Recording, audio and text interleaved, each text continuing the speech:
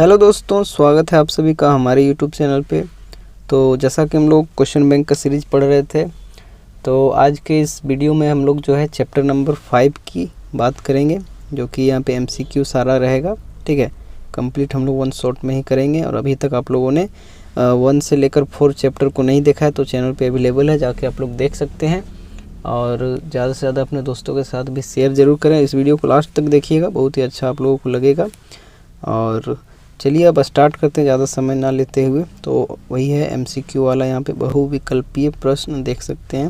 First question यहाँ पे क्या पूछा गया है कि the enthalpies of all elements in their standard state are.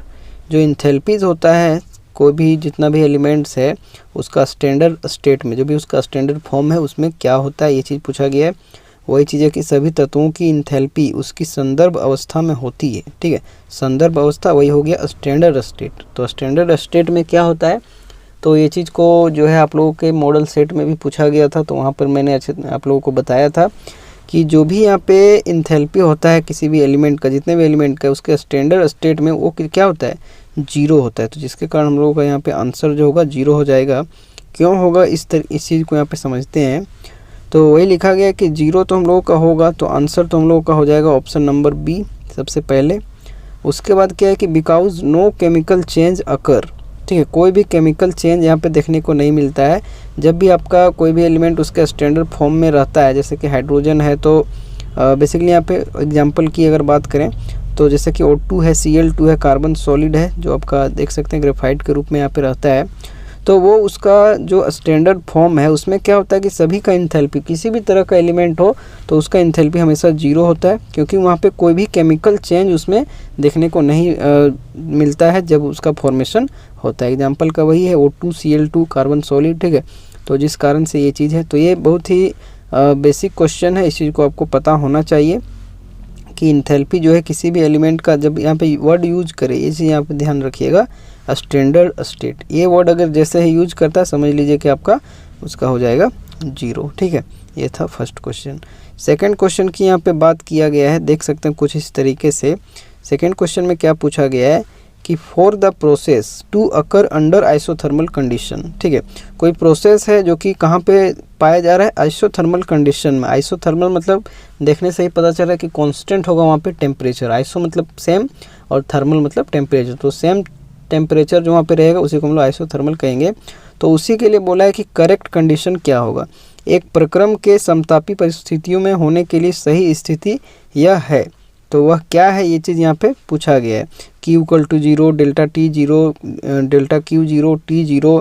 तो जैसा कि यहाँ पे जो हमारा आइसोथर्मल कंडीशन कह रहा है, तो उस हिसाब से हीट का तो यहाँ पे कोई भी बात हमारा रहेगा नहीं, जो भी हमारा बात होगा वो टेम्परेचर वाला रहेगा। तो आइसोथर्मल में क्या होता है कि टेम्परेचर का चेंज जो है वो आपका कांस्टेंट रहता है, इनिशियल टेम्परेचर रहे या फिर फाइनल टेम्परेचर रहे। तो जब भी हम लोग इनिशियल और फाइनल का बात करते हैं तो हम लोगों को क्या देखने को मिलता है, चेंज देखने को मिलता है, जिसके कारण यहाँ पे डेल्टा T हमारा क्या हो जाएगा, 0 हो जाएगा। आइसोथर्मल के लिए जो समतापी परिस्थिति है उसके लिए यहाँ पे डेल्टा T का वैल्यू 0 हो जाएगा। ठीक है, तो वही चीज़ है कि delta T = 0 because temperature remains constant. Temperature आपका कांस्टेंट रह जाता है, या फिर इनिशियल की बात करें या फिर फाइनल की बात करें। ठीक है, चलिए नेक्स्ट क्वेश्चन की तरफ यहाँ पे बढ़ते हैं। नेक्स्ट क्वेश्चन यहाँ पे क्या है, क्वेश्चन नंबर 3 में पूछा गया है कि फॉर द रिएक्शन, यहाँ पे दिया गया देख सकते हैं 2 क्लोरीन यहाँ पे दिया है गैसियस फॉर्म में, वो Cl2 वहाँ पे फॉर्म कर रहा है। The sign of delta H and delta S are respectively. तो डेल्टा H हम लोग जानते हैं इंथैल्पी को कहते हैं, और डेल्टा S हमारा इंट्रोपी होता है। ठीक है, तो उस आधार पे यहाँ पे जो ये आपका रिएक्शन आपका दिया है, जो यहाँ पे केमिकल इक्वेशन बोल सकते हैं, ये जो आपका केमिकल इक्वेशन दिया है उसके लिए यहाँ पे डेल्टा H और डेल्टा S का वैल्यू क्या होगा, मतलब साइन क्या होगा, वही चीज़ पूछा है। तो डेल्टा S हम लोग जानते हैं कि वो हमारा क्या होता है, इंट्रोपी होता है। इंट्रोपी हमारा रैंडमनेस को दिखाता है, जैसे कि आपने देखा होगा कि सॉलिड में कम होता है, उसका पार्टिकल बहुत ही सटे हुए रहते हैं, तो जिसके कारण उसका रैंडमनेस हम लोगों को देखने को मिलता है कम, जिसके कारण ही उसका इंट्रोपी भी कम हो जाता है। जैसे जैसे रैंडमनेस बढ़ता है उस तरीके से वहाँ पे इंट्रोपी भी बढ़ता है। तो सबसे कम हमारा किसका होता है, सॉलिड का होता है, उससे ज़्यादा हमारा लिक्विड का होता है, सबसे ज़्यादा गैस में होता है। तो यहाँ पे अगर बात किया जाए कि जब इंट्रोपी हमारा इंक्रीज होता है तो वहाँ पे वो क्या देखने को मिलता है, पॉजिटिव देखने को मिलता है। लेकिन जैसे ही ये भी चीज़ है कि इंट्रोपी जैसे ही बढ़ेगा तो पॉजिटिव वैल्यू शो करेगा, जाहिर सी बात है कोई भी चीज़ में अगर इंक्रीमेंट हो रहा है तो उसमें हम लोग क्या देखते हैं, पॉजिटिवनेस देखते हैं, ठीक है। उसी तरीके से जब उसमें कुछ डिक्रीमेंट होता है, मतलब डिक्रीज होता है, कम होता है, तो उसमें वो नेगेटिव की ओर चला जाता है। तो जिस कारण से अगर यहाँ पे देखें तो यहाँ पे 2 क्लोरीन आपका जो है कुछ इस तरीके से, पहले मैं डेल्टा एस को इसलिए ले रहा था क्योंकि इसको आप आसानी से समझ सकते हो। तो 2 क्लोरीन यहाँ पे था गैसियस फॉर्म में, मतलब 2 क्लोरीन का वहाँ पे गैस प्रेजेंट था, उससे मिल के यहाँ पे जो है एक आपका मॉलिक्यूल बना Cl2। तो कहीं ना कहीं इसमें क्या हुआ कि रेंडमनेस उसका कम हो गया, क्योंकि उसका पार्टिकल का जो नंबर ऑफ पार्टिकल बोल सकते हैं वो यहाँ पे कम हो गया है, ठीक है। यहाँ पे 2 क्लोरीन था, यहाँ पे बस कंबाइन होकर Cl2 बन गया, जिसके कारण यहाँ पे रेंडमनेस इसका क्या हो रहा है, डिक्रीज हो रहा है। और जैसे ही मैंने बताया था कि रेंडमनेस आपका जैसे ही डिक्रीज करेगा तो वहाँ पे उसका वैल्यू नेगेटिव में चला जाएगा। तो अगर नेगेटिव की बात करें डेल्टा एस, तो डेल्टा एस नेगेटिव कहाँ कहाँ देखने को मिल रहा है, ए नंबर ऑप्शन में मिल रहा है और बी नंबर में मिल रहा है। तो सी तो हमारा होगा नहीं, डी भी हमारा होगा नहीं। अब हम लोग बात करेंगे डेल्टा एच का, जो इंथैल्पी चेंज हमारा होता है, ठीक है। तो इंथैल्पी चेंज यहाँ पे देख सकते हैं कुछ इस तरीके से, यहाँ पे बात भी लिखा गया है, इसको आप लोग ध्यान से देखिए। तो एक तो हम लोग देखें कि डेल्टा एस हमारा नेगेटिव होगा क्योंकि रेंडमनेस यहाँ पे डिक्रीज कर रहा है, वहीं पे डेल्टा एच हमारा नेगेटिव होगा। अब नेगेटिव कैसे होगा, बिकॉज ड्यूरिंग बॉन्ड फॉर्मेशन, अब यहाँ पे देख रहे हैं कि क्लोरीन अलग अलग था, लेकिन यहाँ पे जब Cl2 बना तो उसमें क्या हुआ कि क्लोरीन के बीच हमारा क्या देखने को मिला, बॉन्ड एक देखने को मिला, उसके बीच में बॉन्ड बन गया। तो वही लिखा गया है कि because during bond formation energy release. तो हम लोग जानते हैं ये चीज़ कि जब भी हमारा बॉन्ड बनता है, जैसे ही बॉन्ड का फॉर्मेशन होता है तो वहाँ से एनर्जी हमारा क्या होता है, रिलीज होता है। और जब भी कोई भी रिलीज होता है एनर्जी, तो वो किस टाइप का हमारा रिएक्शन हो जाता है, एक्सोथर्मिक रिएक्शन हो जाता है। तो एक्सोथर्मिक रिएक्शन होने के कारण ही हम लोग का यहाँ पे डेल्टा एच नेगेटिव हो जाता है। जब भी हमारा एक चीज़ तो हमेशा याद रख लिए, जब भी हमारा एक्सोथर्मिक रिएक्शन होगा तो उसके लिए डेल्टा एच का वैल्यू नेगेटिव होगा। अगर इंडोथर्मिक का बात किया जाए तो उसके लिए डेल्टा एच का वैल्यू क्या हो जाएगा, पॉजिटिव हो जाएगा। जैसे कि यहाँ पे देख सकते हैं ये क्लोरीन के बीच में यहाँ पे बॉन्ड बनाया गया है इस तरीके से। तो जिस कारण से हम लोग का दोनों जो है नेगेटिव हो जाएगा, और वहीं पे हम लोग का आंसर जो है कुछ इस तरीके से कौन सा हो जाएगा, ऑप्शन नंबर बी हो जाएगा, ठीक है। इस तरीके से करना है। चलिए अगला क्वेश्चन यहाँ पे देखते हैं। क्वेश्चन नंबर 4 में क्या पूछा गया था, इसमें पूछा गया कि the criteria for spontaneity of a reaction at constant pressure and temperature. Spontaneity कहने का मतलब ये कि स्पॉन्टेनियस प्रोसेस की वहाँ पे बात किया जा रहा है कि कोई भी अगर रिएक्शन कांस्टेंट प्रेशर या फिर टेम्परेचर पे है तो उसके लिए जो क्राइटेरिया उसका स्पॉन्टेनियस का है वो क्या होगा। डेल्टा एच यहाँ पे दिया है, डेल्टा एस, डेल्टा जी, कुछ यहाँ पे रिलेशंस दिए गए हैं, देख सकते हैं आप लोग। वही चीज़ है कि स्थिर दाब और तापमान पर अभिक्रिया की स्वतः प्रवृत्तिता का यहाँ पे मानदंड क्या होता है, ये चीज़ यहाँ पे हिंदी में आप लोग देख सकते हैं, थोड़ा बहुत यहाँ पे समझते हुए चलेंगे। तो वही चीज़ है कि स्पॉन्टेनिटी का वही चीज़ बात किया गया, जो स्वतः कोई भी अभिक्रिया अगर होता है तो उसके लिए उसका क्या कंडीशन हो सकता है यहाँ पे कांस्टेंट प्रेशर और टेम्परेचर पे। तो उसके लिए यहाँ पे कंडीशन जो हमारा होता है किसी भी स्पॉन्टेनियस रिएक्शन के लिए, वो यहाँ पे उसका गिब्स फ्री एनर्जी चेंज जो होता है, उसी के कारण हम लोगों का यहाँ पे उसका स्पॉन्टेनिटी देखने को मिलता है। वही हम लोगों को स्पॉन्टेनियस और नॉन स्पॉन्टेनियस के बारे में बताता है। तो जब डेल्टा जी का वैल्यू अगर लेस देन 0 होता है, ठीक है, 0 से छोटा होता है, तब हम लोग का रिएक्शन जो है स्पॉन्टेनियस देखने को मिलता है। तो जिस कारण से अगर हम लोग ऑप्शन की बात करेंगे तो हम लोगों का कौन सा ऑप्शन सही हो जाएगा, ऑप्शन नंबर सी सही हो जाएगा, ठीक है। कुछ इस तरीके से सीधा सिंपल बात है कि कोई भी स्पॉन्टेनियस रिएक्शन है तो उसका डेल्टा जी का वैल्यू 0 से छोटा होगा, कुछ इस तरीके से। आगे और भी यहाँ पे देख सकते हैं क्वेश्चन अगला अगर बात करें तो अगला क्वेश्चन यहाँ पे लिखा गया है कुछ इस तरीके से कि इन द रिलेशन, यहाँ पे एक रिलेशन दिया गया जो कि है H = U + PV, ठीक है। जो आपका यहाँ पे इंथैल्पी है वो कुछ इस तरीके से आपका U + PV इंटरनल एनर्जी और क्या होता है PV वर्क का समेशन यहाँ पे होता है, उसी को हम लोग क्या कहते हैं, इंथैल्पी कहते हैं। तो वही बोल रहा है कि U यहाँ पे क्या रिप्रेजेंट कर रहा है, तो U हमारा क्या होता है, इंटरनल एनर्जी होता है। तो जिस कारण से यहाँ पे हम लोग का आंसर जो है सीधा सिंपल, ये तो क्वेश्चन आप समझ ही सकते हैं अगर चैप्टर पढ़ें तो इसका जो हमारा आंसर हो जाएगा वो कुछ इस तरीके से आंतरिक ऊर्जा। देखिए आंतरिक ऊर्जा जो हम लोग का है उसको U से हम लोग डिनोट करते हैं। तो हमारा अगर H जो हमारा है एक तरीके से ये तो इंथैल्पी है, ठीक है, H हमारा है इंथैल्पी।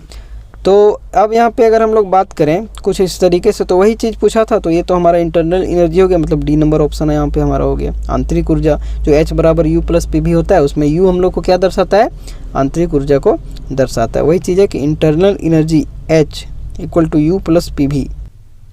तो वही चीज़ है, कुछ इस तरीके से इसका डी नंबर आपका आंसर हो जाएगा। ठीक है, हम लोग यहाँ पे लगा लिए हैं। चलिए नेक्स्ट क्वेश्चन की तरफ यहाँ पे बढ़ते हैं। नेक्स्ट क्वेश्चन यहाँ पे देख सकते हैं, क्वेश्चन नंबर 6 की बात करेंगे। तो इसमें क्या पूछा गया कि इंटेंसिव प्रॉपर्टी इज, इनमें से जो ऑप्शन आपका दिया गया इनमें से इंटेंसिव मतलब गहन गुण इनमें से किस में पाया जाएगा। तो यहाँ पे दो चीज़ है, आप लोग प्रॉपर्टी के बारे में पढ़े होंगे। एक आपका होता है एक्सटेंसिव प्रॉपर्टी, एक होता है आपका इंटेंसिव प्रॉपर्टी। तो एक्सटेंसिव प्रॉपर्टी बेसिकली क्या होता है कि depends upon matter content in the system. जो भी सिस्टम है उसमें जो भी मैटर, उसका कोई भी चीज़ अगर है तो उसका कोई भी चीज़, तो हम लोग जानते हैं कि मैटर से ही बना होता है। तो कोई भी सिस्टम अगर है उसमें जो भी मैटर उसका कंटेंट कर रहा है, अगर उस पर वो डिपेंड करता है तो वो आपका एक्सटेंसिव के अंतर्गत आ जाएगा। और वहीं पे अगर वो उस पर डिपेंड नहीं करता है मैटर पे, तब वो हमारा इंटेंसिव प्रॉपर्टी होगा। जैसे कि अगर एक्सटेंसिव प्रॉपर्टी की हम लोग बात करेंगे, जैसे कि मास हो गया, वॉल्यूम हो गया, एंट्रोपी हो गया।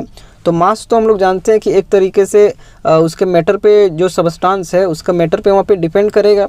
क्योंकि मान लीजिए अगर 1 kg की बात करें और वही चीज़ अगर ऐड कर दें उसमें और भी 1 kg, तो दोनों मिला के 2 kg हो जाएगा। तो क्या हो रहा है, उसके मास पे डिपेंड कर रहा है, जिस कारण से ही उसका जो है मास इंक्रीज हो रहा है। तो जो भी उसके मैटर, सिस्टम के मैटर पे अगर डिपेंड करेगा तो हमारा जो हमारा क्या हो जाएगा, एक्सटेंसिव। जैसे कि मास हो गया, वॉल्यूम हो गया, एंट्रोपी हो गया, तो इन सभी को क्या है कि हम लोग ऐड कर सकते हैं। ठीक है, कुछ इस तरीके से। तो यहाँ पे जिसके कारण ये हमारा एक्सटेंसिव होता है। और वहीं पे जो हमारा इंटेंसिव है उसमें टेम्परेचर है, प्रेशर है, पीएच है, डेंसिटी है। तो इन सभी को हम लोग जो है क्या नहीं कर सकते, जोड़ घट मतलब एडिटिव नहीं बोल सकते हैं, इसको हम लोग मल्टीप्लिकेटिव नहीं बोल सकते हैं। क्योंकि अगर डेंसिटी की अगर बात करें, नॉर्मल अगर हम लोग वाटर की डेंसिटी की अगर बात करें, तो अगर नॉर्मली कितना भी वाटर हमारा रहे उसका क्वांटिटी पे हमको डिपेंड नहीं करेगा। अगर 1 लीटर भी वाटर है फिर भी उसका डेंसिटी जो रहेगा वही हमारा 50 लीटर वाला रहेगा, तो उसमें भी हमारा डेंसिटी वही रहेगा। तो यहाँ पे क्या हो रहा है कि वेरी नहीं कर रहा है, मतलब वो डिपेंड नहीं कर रहा है उसके मैटर पे, जिस कारण इसको इंटेंसिव कहते हैं। और यहाँ पे हम लोग को क्वेश्चन ही पूछा गया था इंटेंसिव प्रॉपर्टी, तो हम लोग क्या देखें, टेम्परेचर, प्रेशर, डेंसिटी। तो जिस कारण से यहाँ पे इंथैल्पी तो हमारा नहीं हो जाएगा, क्योंकि वो तो क्या होता है, इंटेंसिव प्रॉपर्टी होता है। वॉल्यूम भी हमारा इंटेंसिव होता है, सॉरी एक्सटेंसिव होता है। एंट्रोपी भी हमारा क्या होता है, एक्सटेंसिव होता है। लेकिन टेम्परेचर हम लोगों ने अभी बात किया कि यही हमारा इंटेंसिव होता है। तो ये चीज़ यहाँ पे जो मैंने बताया अच्छे तरीके से इसको याद रखिएगा, एक्सटेंसिव और इंटेंसिव। सीधा सिंपल है कि जो मैटर सिस्टम के मैटर पे डिपेंड करता है उसी को हम लोग एक्सटेंसिव कहते हैं, जो उसके डिपेंड नहीं करता मैटर पे तो उसको हम लोग इंटेंसिव कहेंगे। जैसे नॉर्मल यही सब सारा यहाँ पे एग्जांपल है, यही इसी से जो है आपको लगभग पूछ लिया जाता है। जैसे एक्सटेंसिव की बात करें तो मास हो गया, वॉल्यूम हो गया, एंट्रोपी हो गया।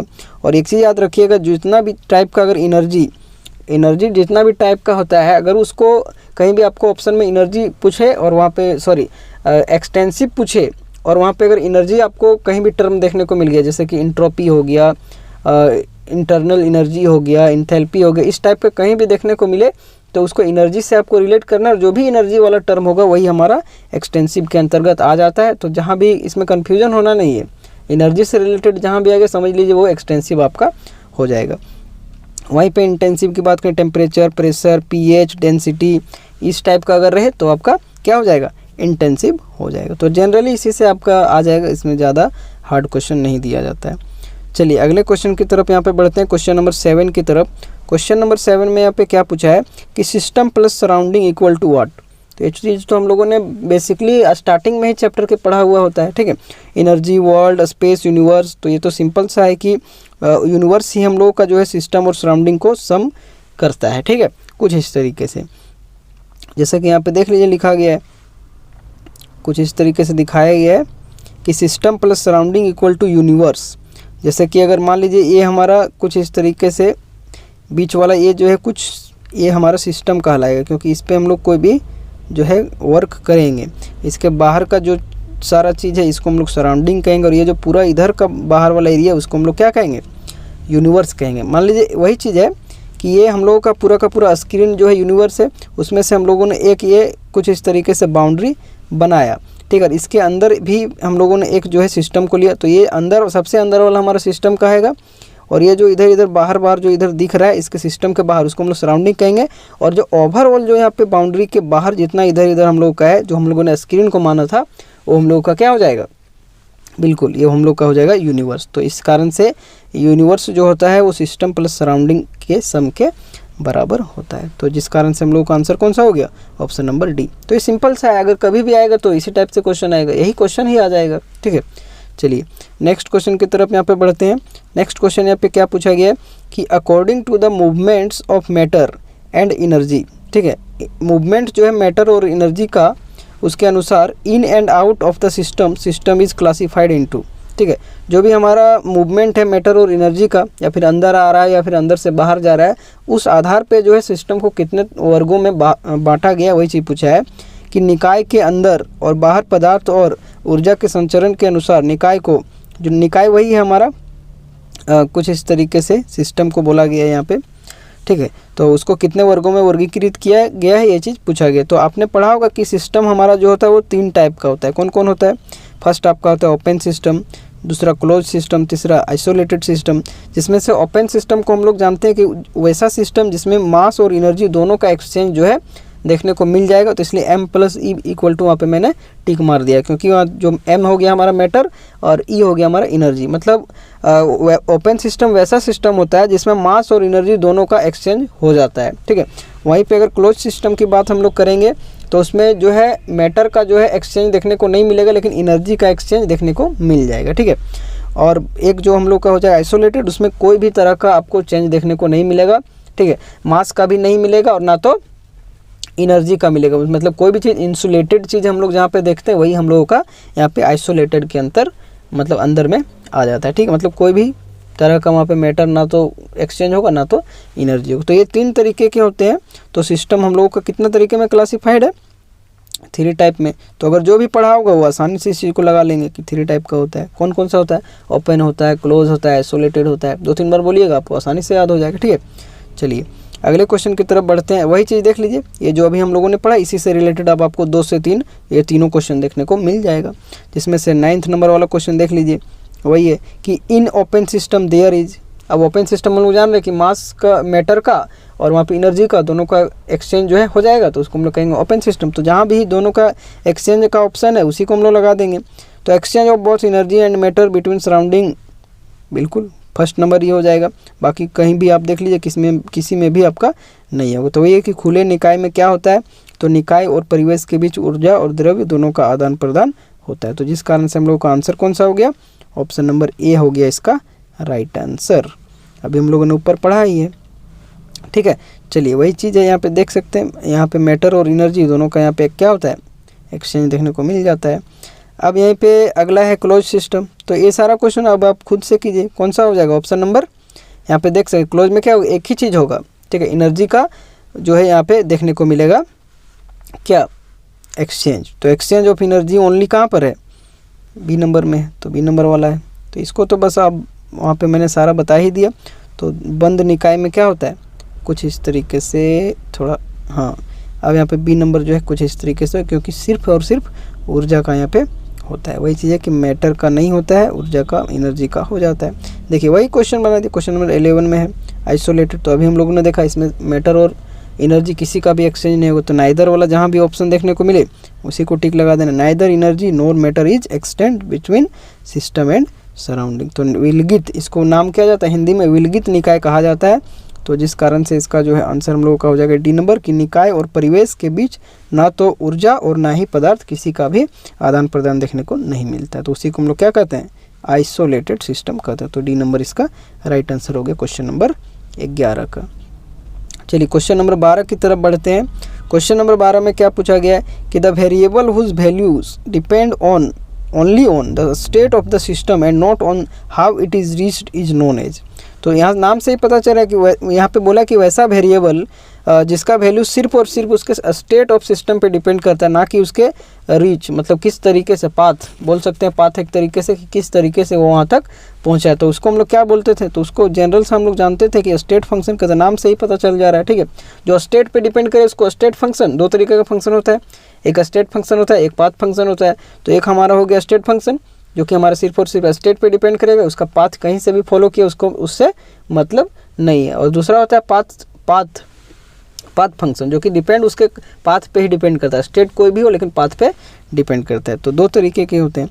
तो वही चीज़, वह चर जिसका मान केवल निकाय की अवस्था पर निर्भर करता है, ना कि उसके पहुंचने के तरीके पर, तो उस रूप को हम लोग क्या कहते हैं, तो उसको हम लोग कहते हैं अवस्था फलन कहते हैं, स्टेट फंक्शन। ठीक है, स्टेट सिस्टम भी कहीं कहीं कहा जाता है, तो लेकिन यहाँ पे जनरल है स्टेट फंक्शन और पाथ फंक्शन। अब यहाँ पे एक चीज़ है, यहाँ पे देखिए अच्छे तरीके से लिखा भी गया है। एक चीज़ याद रखिएगा कि जो पाथ फंक्शन होते हैं वो सिर्फ और सिर्फ वर्क और हीट पाथ फंक्शन होते हैं। अगर कभी भी आपको एग्जामिनेशन में क्वेश्चन आ जाए कि कोई भी ऑप्शन दिया रहे, उसमें से वर्क और हीट भी आपको ऑप्शन में दिया रहे, ठीक है, और वहाँ पे पूछे कि आपको उसमें से स्टेट फंक्शन बताना है, तो स्टेट फंक्शन आप आसानी से बता सकते हैं। मान लीजिए जैसे कि यहाँ पे क्वेश्चन में दे ही देता हूँ कि आप लोगों को बताना है स्टेट फंक्शन। ठीक है, स्टेट फंक्शन बताना, जैसे कि हम ले लिए यहाँ पे एक ऑप्शन ले लिए इंट्रोपी, थोड़ा ध्यान से देख लीजिएगा, इंट्रोपी ले लिए, एक हम लोग ले लिए वर्क, एक हम लोग ले लिए हीट, और एक लिख लिए नन ऑफ दीज, नन लिख लिए। ठीक है, ये क्वेश्चन हम लोग का था। यहाँ पे हम लोग को स्टेट फंक्शन आपको बताना है, तो इनमें से कौन सा हो जाएगा, कमेंट में बताइएगा आप लोग, आपको बता ही दिए। ठीक है, तो यहाँ पे अगर हम लोग बात करेंगे, बता ही देता हूँ कि जो इंट्रोपी, वर्क, हीट और नन जो ऑप्शन था, तो इसमें से हम लोग को पूछा स्टेट फंक्शन, तो पाथ फंक्शन हम लोग जान रहे हैं कि वर्क और हीट तो पाथ फंक्शन है, जिस कारण से हम लोग का आंसर कौन सा हो जाता, इंट्रोपी हो जाता। ठीक है, कुछ इस तरीके से, तो ये इस टाइप का भी क्वेश्चन पूछा जाता है। तो एक चीज़ याद रखिए, क्या याद रखिए, पाथ फंक्शन को याद रख लीजिए, क्योंकि दो ही जो है वर्क और हीट, वर्क और हीट ही जो हम लोग का पाथ फंक्शन होता है, जिस कारण से आपको इसको याद रख लीजिए। बाकी जितना भी आपका वो सारा का सारा स्टेट फंक्शन होता है, तो इस टाइप से भी आप कर सकते हो। चलिए अगला यहाँ पे देख सकते हैं, क्वेश्चन नंबर 13 में क्या पूछा गया है। क्वेश्चन नंबर 13 में देखिए वही क्वेश्चन दे दिया कि विच of the following is not a state variable और स्टेट फंक्शन। स्टेट वेरिएबल भी बोल सकते हैं या फिर स्टेट फंक्शन भी बोल सकते हैं। तो नॉट पूछा है स्टेट फंक्शन, मतलब क्या होगा, पाथ फंक्शन होगा। तो पाथ फंक्शन हम लोगों का कौन सा हो जाएगा, हम लोग देखे थे वर्क और हीट ही देखे थे, तो कार्य यहाँ पे आंसर हो जाएगा। बाकी जितना का जितना है वो सारा का सारा आपका स्टेट वेरिएबल है। तो नॉट स्टेट वेरिएबल पूछा था, मतलब एक तरीके से वो पूछना क्या चाह रहा है, पाथ वेरिएबल। ठीक है, चलिए तो इसका हो गया ऑप्शन नंबर फर्स्ट हो गया वर्क, कुछ इस तरीके से। अब यहाँ पे देख सकते हैं क्वेश्चन नंबर 14, बहुत ही इजी क्वेश्चन ये सारा है, आप लोग अच्छे से कर सकते हैं इसको। क्वेश्चन नंबर 14 पूछा है कि delta U equal to Q plus W is mathematical statement of. जो डेल्टा यू जो चेंज इन इंटरनल एनर्जी होता है, ठीक है, वो किसका जो मैथमेटिकल स्टेटमेंट है, first law, second law, third law, 0th law.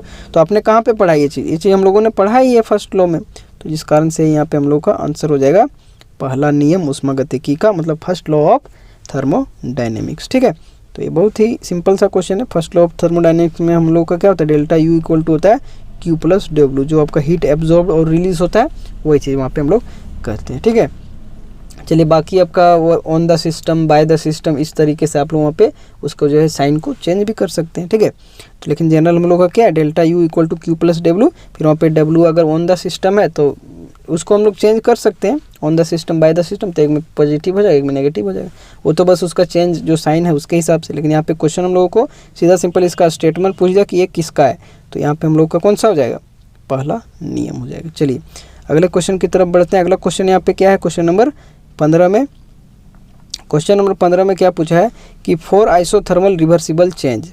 ठीक है, आइसोथर्मल रिवर्सिबल चेंज के लिए पूछा है कि कौन सा यहाँ पे एक्सप्रेशन आपको देखने को मिलेगा, मतलब समतापीय अनुत्क्रमणीय प्रक्रम के लिए यहाँ पे कौन सा जो ऑप्शन सही है। तो आपने इसको डेरिवेशन अच्छे तरीके से पढ़ा होगा, यहाँ तो मैं डायरेक्ट आपको आंसर ही बताऊंगा, लेकिन आपने पढ़ा होगा जो अच्छे तरीके से डेरिवेशन के साथ। तो आइसोथर्मल रिवर्सिबल चेंज के लिए जो हम लोग का होता है वो देखिएगा कुछ इस तरीके से होता है, कहता है फॉर आइसोथर्मल रिवर्सिबल चेंज, उसके लिए वर्क डन यहाँ पे सबसे पहले हम लोग निकालते हैं। यहाँ पे जितना भी ऑप्शन आपका दिया वो उसके क्यू जो हीट के हिसाब से दिया, लेकिन हम लोग जब भी आइसोथर्मल रिवर्सिबल चेंज के लिए पढ़ते हैं तो उसका वर्क डन पढ़ते हैं, और जब वर्क डन का हम लोग एक्सप्रेशन निकालते हैं तो W इक्वल टू आता है माइनस का NRT इंटू 2.303 लॉग V2 अपन में V1। लेकिन यहाँ पे क्या किया कि Q के टर्म में दिया है, तो हम लोग एक चीज़ जानते हैं कि Q इक्वल टू हम लोग का माइनस W, भी एक चीज़ हम लोग अच्छे तरीके से पढ़े होते हैं कि Q इक्वल टू हम लोग का होता है माइनस W। अब यहाँ पे जहाँ भी हमारा W है उसके जगह पे हम लोग इस तरीके से Q equal to minus W, तो इसका साइन को हम लोग जो है अगर Q इक्वल टू लिखेंगे तो नेगेटिव साइन जो इधर आके क्या हो जाएगा, पॉजिटिव हो जाएगा। ये तो आप समझ सकते हैं क्योंकि W इक्वल टू ही इतना है, लेकिन यहाँ पे Q के हिसाब से हम लोगों को दिया था ऑप्शन में, इसलिए हम लोग जानते हैं कि Q equal to minus W होता है। तो एक तो माइनस पहले से यहाँ पे बेसिकली कुछ इस तरीके से माइनस पहले से है और फिर से माइनस आ गया, तो जिस हिसाब से हम लोग का क्या हो जाएगा, पॉजिटिव में आ जाएगा। तो वही है कि Q इक्वल टू यहाँ पे देख सकते हैं इतना टर्म यहाँ पे लेंगे 2.303 nRT लॉग। अब यहाँ पे वही चीज़ है V2/V1, या फिर एक और आप लोगों ने देखा होगा कि कभी कभी ये जो है एक्सप्रेशन दे दिया जाता है P1/P2, लेकिन यहाँ पे हम लोग को कौन सा है V1/V2 के लिए ही है। तो हम लोग को आंसर कौन सा हो जाएगा, Q equal to 2.303 nRT log V final minus final और इनिशियल का बात किया गया है, तो फाइनल को हम लोग V2 बोल सकते हैं और इनिशियल को हम लोग V1 बोल सकते हैं। मतलब इसको अगर बोलें तो इसको V2 बोल सकते हैं और अपन में V1 बोल सकते हैं। P फाइनल बटा V फाइनल बटा में हो जाएगा V इनिशियल, ठीक है। चलिए यहाँ पे हो जाएगा इसका option number C। Option number C is the right answer. चलिए यहाँ पे मैंने सारा दिखा दिया, यही बस इतना याद रख लीजिए, दो एक्सप्रेशन आपको याद रखना है। अब तो सीधा सिंपल याद रख लीजिए, एक ये वाला एक्सप्रेशन, एक ठो ये वाला। बाकी ये तो हम लोग ने जो गैसेस स्टेट चैप्टर पढ़ा है आप लोगों ने, तो उस हिसाब से हम लोगों ने देखा हुआ है, ठीक है। बाकी एक रिलेशन ये है, तो यही सारा रिलेशन आपको डायरेक्ट क्वेश्चन यहीं से पूछेगा, ठीक है। बेसिक सा है, ठीक है। बोर्ड एग्जामिनेशंस में ज़्यादा आपको लेंदी नहीं पूछे जाएंगे, ठीक है। चलिए अगला यहाँ पे देख सकते हैं क्वेश्चन नंबर 16 में इसी का दिया है इरिवर्सिबल चेंज वाला। तो अब तो यहाँ पे बस वही चीज़ है, एक्सप्रेशन निकाल के हम लोगों ने रख लिया है। यहाँ पे फॉर आइसोथर्मल इरिवर्सिबल चेंज, वहाँ पे रिवर्सिबल था, यहाँ पे इरिवर्सिबल के लिए पूछा है। समतापीय उत्क्रमणीय, वहाँ पे अनुत्क्रमणीय के लिए था, अब यहाँ पे उत्क्रमणीय परक्रम के लिए पूछा है। तो इसके लिए भी यहाँ पे सिंपल सा याद रख लीजिए आप लोग अच्छे तरीके से कि आइसोथर्मल रिवर्सिबल चेंज के लिए जो हमारा Q इक्वल टू होता है P एक्सटर्नल, और इसमें V2 माइनस V1 बोल सकते हैं, या फिर V final minus V initial, क्योंकि Q इक्वल टू W होता है। मेन हम लोग का जो रिलेशन है वो वर्क डन हम लोग निकालते हैं, लेकिन यहाँ पे Q पूछ लिया इसलिए हम लोग ये भी जानते हैं कि Q जो है माइनस W होता है। मतलब जो भी W का वैल्यू उसमें क्या करते हैं, माइनस लगा देते हैं। तो माइनस ये पहले से था और यहाँ पे माइनस लगने के कारण कुछ इस तरीके से P एक्सटर्नल और V2 माइनस V1, या फिर हम लोग वही है इनिशियल और फाइनल वाला दिया है तो उसी के आधार पर लिखेंगे। तो ऑप्शन कौन सा हो जाएगा सही, option number A is the right answer. चलिए कुछ इस तरीके से हो गया, आप लोग याद रख लीजिए, सीधा सिंपल याद ही रख लीजिए, कोई दिक्कत वाली बात इसमें नहीं है। अब एक और यहाँ पे एडियाबेटिक, ये भी यहाँ पे मतलब एक तरीके से आपका जो ये क्वेश्चन बैंक का सीरीज है बहुत ही अच्छा होने वाला है। इसमें अगर अच्छे तरीके से आप चैप्टर पढ़े तो पूरा का पूरा चैप्टर भी साथ के साथ रिवाइज हो जा रहा है, ठीक है। तो इससे बाहर तो क्वेश्चन कहाँ से रहेगा, है ना। तो इसको अच्छे तरीके से समझते जाइए बस। तो यहाँ पे कुछ इस तरीके से है कि for adiabatic change, adiabatic change के लिए अब यहाँ पे एक्सप्रेशन पूछा है Q का। तो सबसे पहले तो सभी हम लोग वही W का ही समझ रहे हैं, लेकिन यहाँ पे एडियाबेटिक के लिए पूछा Q का। तो हम लोग जानते हैं कि एडियाबेटिक चेंज के लिए Q इक्वल टू 0 होता है, सीधा सिंपल है। क्यों होता है, because no heat transfer occur from in और आउट ऑफ द सिस्टम। मतलब सिस्टम के अंदर से सिस्टम के अंदर बोल सकते हैं, या फिर उससे बाहर निकल रहा है, या फिर इस तरीके से बोल सकते हैं कि उसके अंदर और बाहर, ठीक है, कोई भी तरह का वहाँ पे हीट ट्रांसफ़र देखने को नहीं मिलता है। कहाँ पर, एडियाबेटिक चेंज में, जिस कारण से यहाँ पे Q इक्वल टू 0 होता है। तो यहाँ पे ये सारा का सारा जो भी एक्सप्रेशन, ये तो हम लोग देखे थे इरिवर्सिबल के लिए, ये हम लोग देखे थे रिवर्सिबल के लिए। तो अब हम लोग को एडियाबेटिक के लिए पूछ दिया, जिसके कारण यहाँ पे ऑप्शन नंबर बी जो है यहाँ पे राइट आंसर है। क्योंकि एडियाबेटिक में क्या होता है कि कोई भी हीट का एक्सचेंज वहाँ पे देखने को नहीं मिलता, या तो अंदर या तो बाहर। इस तरीके से इजी वे में आप समझ सकते हैं। तो अब यहाँ पे एक बार मैं फिर से बता देता हूँ कि इनमें से कौन कौन सा है। अगर A B C आप लोग सीक्वेंस से कमेंट करके बताइए, तब आप लोग समझिएगा कि अपने अच्छे तरीके से समझ लिया कि A किसका एक्सप्रेशन है, B किसका है। B तो मैंने यहाँ पे बता ही दिया बेशक। तो A और C का आप लोग बताइए कि C किसका है। अभी हम लोगों ने पढ़ा है A किसका है और C किसका है, तो इसको आप लोग कमेंट में बताइए, आपका भी हो जाएगा रिवाइज। चलिए अगला क्वेश्चन यहाँ पे कुछ इस तरीके से पूछा गया है क्वेश्चन नंबर 18 में कि for exothermic and endothermic reaction delta H is respectively.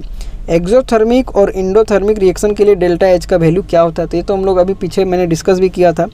तो कुछ इस तरीके से ऑप्शन भी दिए गए। तो वही है कि ऊष्माक्षेपी ऊष्माशोषी अभिक्रिया के लिए डेल्टा H का जो क्रम है वो क्या होगा, क्रमशः क्या होगा।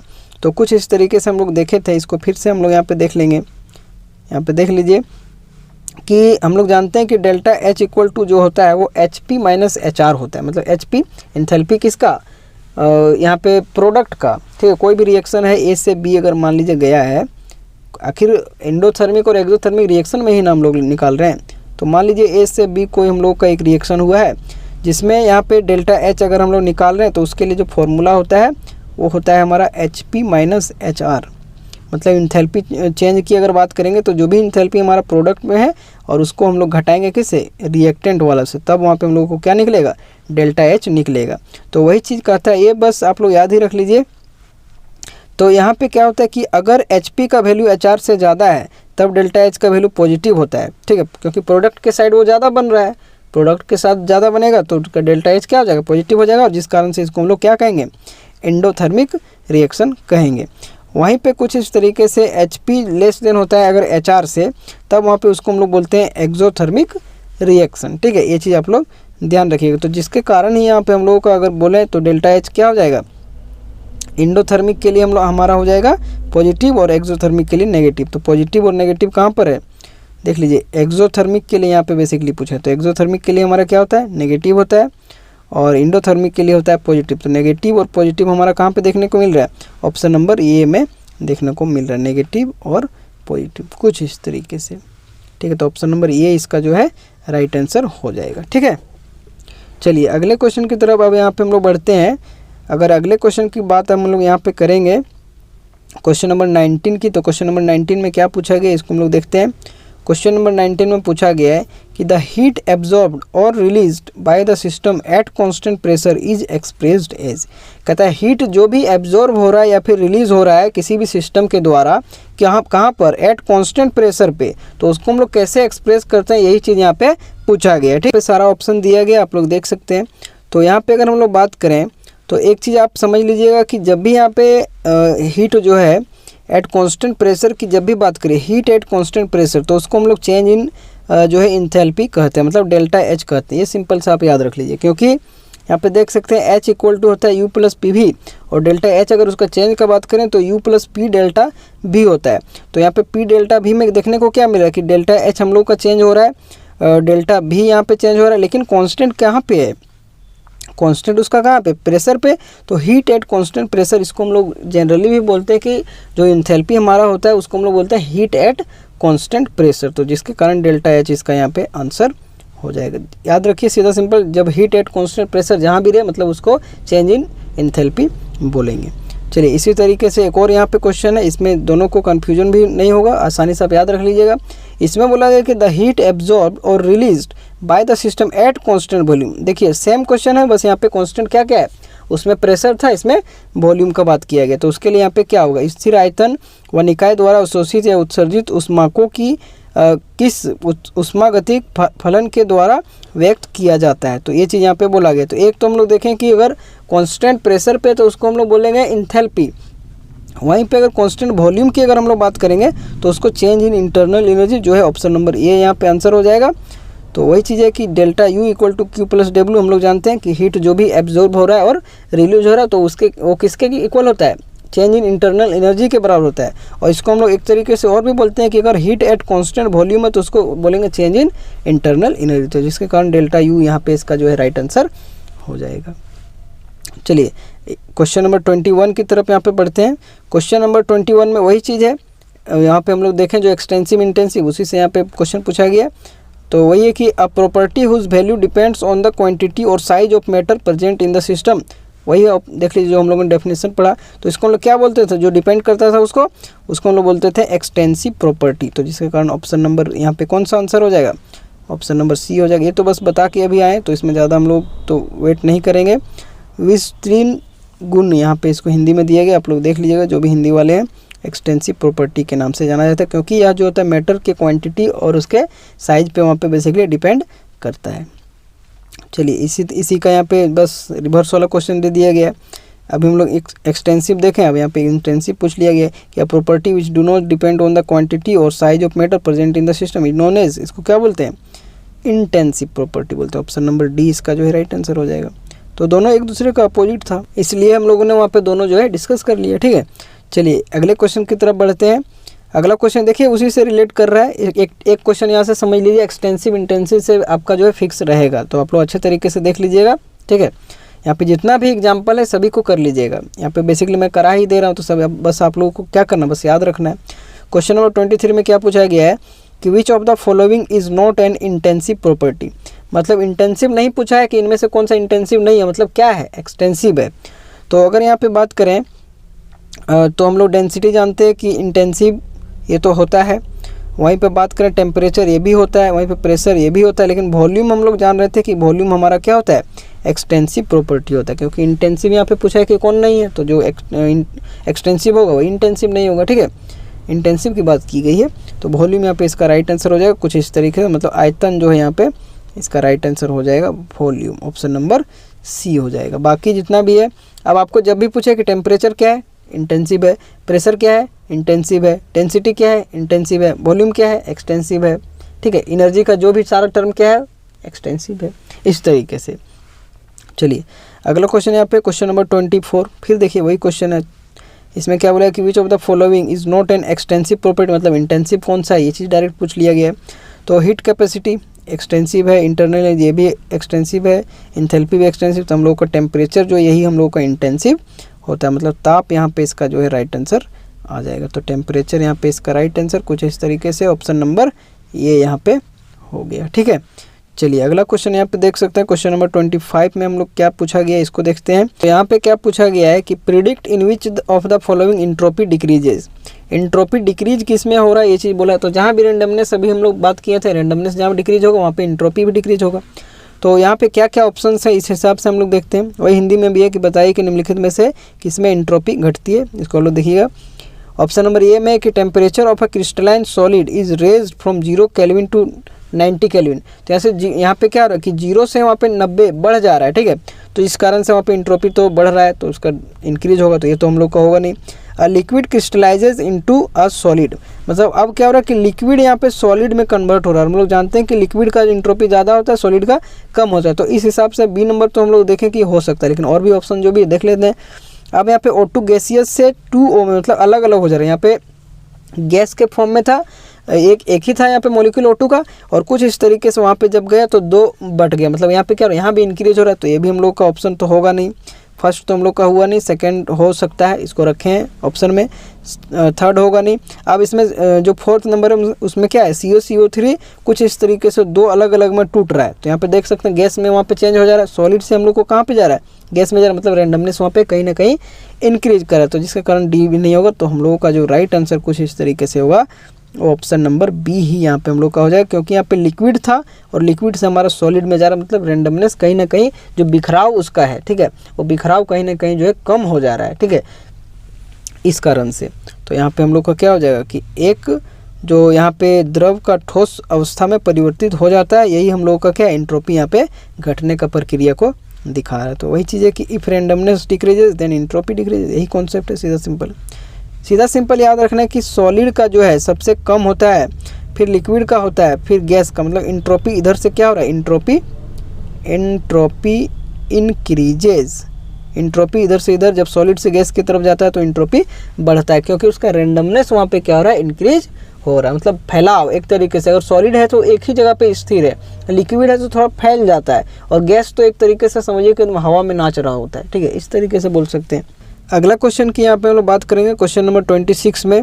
इसमें क्या पूछा गया है कि there are some ice cubes, मतलब कुछ वहाँ पे बर्फ़ के क्यूब्स वहाँ पे रखे हुए हैं, in a well closed thermos flask, मतलब वेल क्लोज, ये वर्ड जहाँ पे यूज किया समझ लीजिए कि एक तरीके से इंसुलेटेड कर दिया गया, मतलब कहीं भी उसका किसी तरीके का मैटर का और एनर्जी का चेंज देखने को मिलेगा नहीं, ठीक है।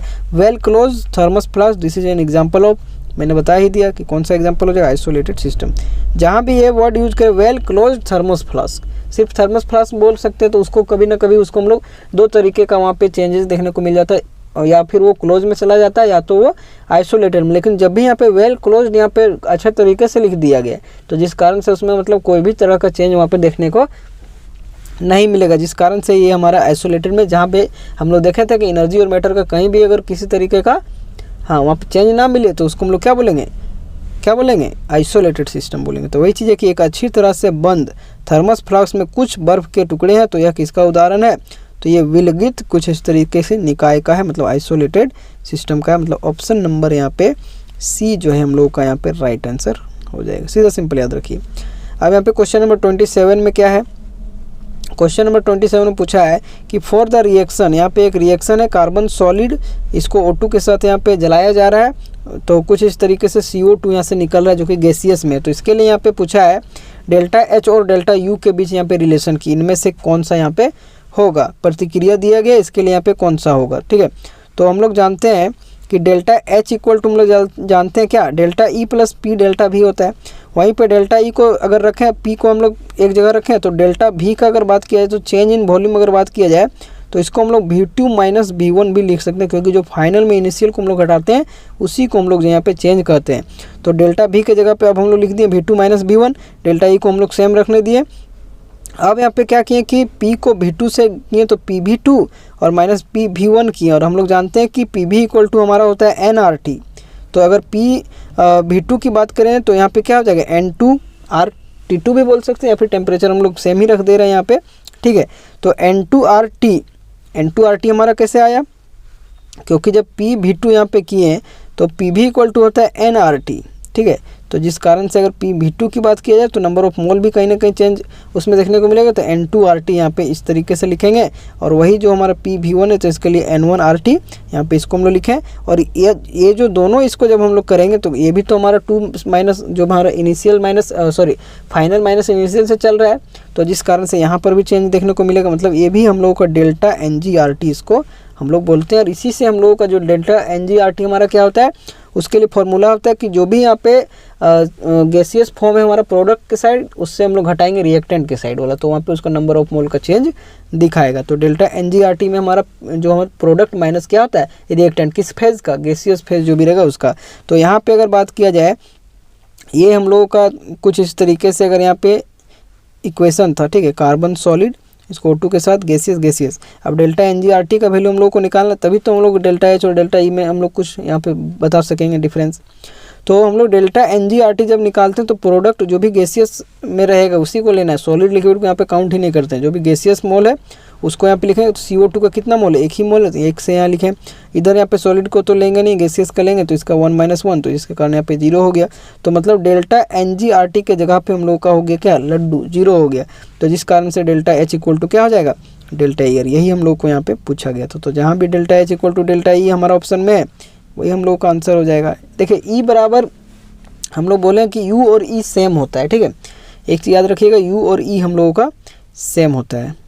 तो कुछ इस तरीके से डेल्टा जो हमारा हो जाएगा वो इक्वल टू हो जाएगा डेल्टा E के बराबर। ठीक है, तो हम लोग को कौन सा ऑप्शन हो जाएगा, ऑप्शन नंबर यहाँ पे C कुछ इस तरीके से हो जाएगा। चलिए अगला यहाँ पे क्वेश्चन है कि for dissolution of glucose in water, glucose in water को यहाँ पे डिसोल्यूशन यहाँ पे पूछा गया है कि क्या होगा। यहाँ भी है तो वही चीज़ सेम टू सेम हमारा रहेगा। तो ग्लूकोज हमारा सॉलिड होता है, उसको लिक्विड में जब घोलते हैं तो हम लोग का कहीं ना कहीं एक्वस होता है, और हम लोग का जो ग्लूकोज होता है कुछ इस तरीके से जब पानी में उसको घोलते हैं तो वो ठंडा हो जाता है, जिसके कारण वो किस टाइप का रिएक्शन दिखाने लगता है, एंडोथर्मिक रिएक्शन। और एंडोथर्मिक रिएक्शन के लिए हम लोग जानते हैं, क्या जानते हैं कि डेल्टा H पॉजिटिव हो जाता है। तो डेल्टा H पॉजिटिव कब होगा, जब 0 से बड़ा होगा। तो जहाँ भी 0 से बड़ा वाला दिखाया गया है डेल्टा H का वैल्यू, उसको हम लोग लगा देंगे। तो ऑप्शन नंबर कौन सा हो जाएगा, ए नंबर राइट आंसर हो जाएगा। सीधा सिंपल है कि जब भी हम लोग ग्लूकोज को वाटर में घोलते हैं तो क्या, तो उसमें कुछ ठंडा हो जाता है, मतलब कोल्ड हो जाता है। तो कोल्ड होने का रीज़न क्या है कि वो एंडोथर्मिक रिएक्शन वहाँ पे शो करने लगता है, जिस कारण से हम लोग का यहाँ पे डेल्टा H का वैल्यू क्या होता है, 0 से बड़ा होता है, मतलब पॉजिटिव होता है। एंडोथर्मिक मैंने बताया ही था, एक्सोथर्मिक हमारा नेगेटिव होता है, एंडोथर्मिक हमारा पॉजिटिव होता है। चलिए कुछ इस तरीके से।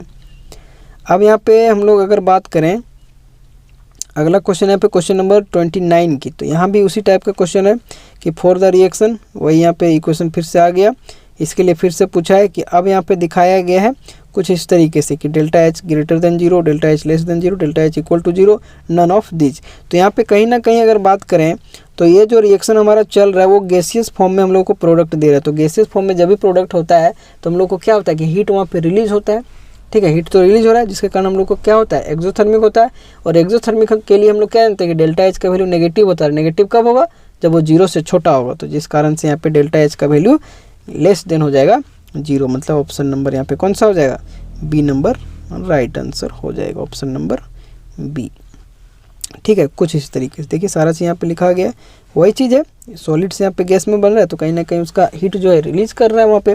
तो डेल्टा H नेगेटिव होगा, डेल्टा H लेस देन 0 होगा, लेस देन 0 होगा तभी तो नेगेटिव होगा। चलिए यही चीज़ था। अब यहाँ पे क्वेश्चन नंबर 30 में क्या पूछा गया, ये रिलेशन बहुत ही ज़्यादा इंपॉर्टेंट है, बहुत बार यहाँ पे डेरिवेशन में भी दिया जाता है करने के लिए, लेकिन अभी तो आपका एमसीक्यू वाला है तो डेरिवेशन का चिंता तो आप लोगों को करना नहीं है। तो वही है कि for an ideal gas CB and CP are related as. तो CB और CP में हम लोग क्या जानते हैं कि CP माइनस CB बराबर R। लगभग सभी लोग यहाँ पे इस चीज़ को ध्यान से देखे हुए होते हैं। तो CP माइनस CB बराबर यहाँ पे R, ऑप्शन नंबर डी यहाँ पे राइट आंसर हो जाएगा। यहाँ पे लगा भी दिए हैं। चलिए अगला क्वेश्चन यहाँ पे देख सकते हैं, क्वेश्चन नंबर 31 की अगर हम लोग बात करेंगे तो क्वेश्चन नंबर 31 में क्या पूछा गया है कि द लिस्ट रैंडम स्टेट। अब लिस्ट रैंडम स्टेट मतलब एंट्रोपी कम वाला पूछ रहा है of water system is. Water system का कौन सा यहाँ पे लिस्ट रैंडम स्टेट को दिखाया गया है, मतलब सबसे कम वाला, मतलब रैंडमनेस जिसमें कम होगा। आइस है, वाटर, लिक्विड वाटर है, स्टीम है, रैंडमनेस इज यूनिफॉर्म। तो यूनिफॉर्म तो हम लोग नहीं कह सकते, एक जैसा रैंडमनेस रहता है नहीं रहता है। अगर आइस रहता है तो उसका सॉलिड है तो उसका रैंडमनेस कम होगा, अगर हम लोग का लिक्विड है तो उससे थोड़ा कम ज़्यादा होगा, गैस है तो सबसे ज़्यादा होगा। तो यहाँ पर लिस्ट पूछा है, सबसे कम वाला पूछा, तो सबसे कम हम लोग को कहाँ पे देखने को मिलता है, बर्फ़ में मिलता है, क्योंकि ये सॉलिड अवस्था में पाया जाता है, ठीक है, ठोस अवस्था में। वही चीज़ यहाँ पे है कि जल निकाय की सबसे कम यादृच्छिक स्थिति है बर्फ़, तरल पानी, भाप, यादृच्छिकता समान। तो हम लोग क्या जानते हैं, बर्फ़ हमारा सॉलिड में होता है, तो इसी कारण से हम लोग को ऑप्शन नंबर ए जो है राइट आंसर हो जाएगा, ठीक है। कुछ इस तरीके से, क्योंकि ये सॉलिड में होता है और सॉलिड में सबसे कम रैंडमनेस होता है। अगर किसी को रैंडमनेस सोचने में दिक्कत हो रहा है तो देखिए यहाँ पे मैं थोड़ा सा समझा दे रहा हूँ। मान लीजिए 3 कंटेनर है, पहला कंटेनर ऐसा है, दूसरा कंटेनर ऐसा है, तीसरा कंटेनर भी ऐसा है।